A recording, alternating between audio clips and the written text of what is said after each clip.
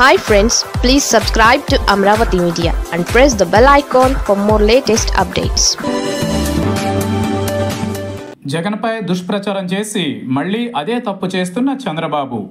ఏపీలో మళ్ళీ వివాదాస్పద భూముల రీసర్వేకు రంగం సిద్ధమవుతోంది. రాష్ట్ర వ్యాప్తంగా ఈ నెల 20న అంటే సోమవారం నుంచి భూముల రీసర్వే చేపడతామని రెవెన్యూ మంత్రి అనగాని సత్యప్రసాద్ ఇప్పటికే ప్రకటించారు. ఈ నేపథ్యంలో అధికారులు రంగం సిద్ధం చేస్తున్నారు. గతంలో భూముల రీసర్వేపై తీవ్ర అభ్యంతరాలు వచ్చాయి.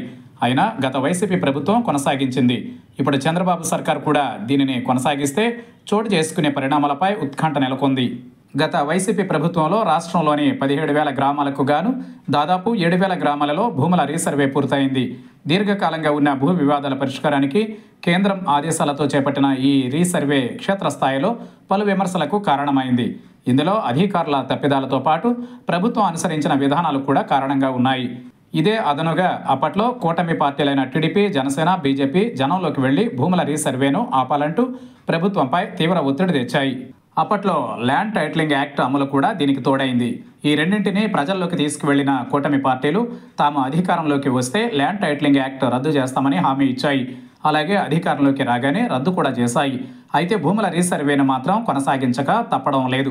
కేంద్రం ఇప్పటికే ఈ సర్వేకు ప్రోత్సాహకంగా 200 కోట్లు కూడా విడుదల చేస్తుంది.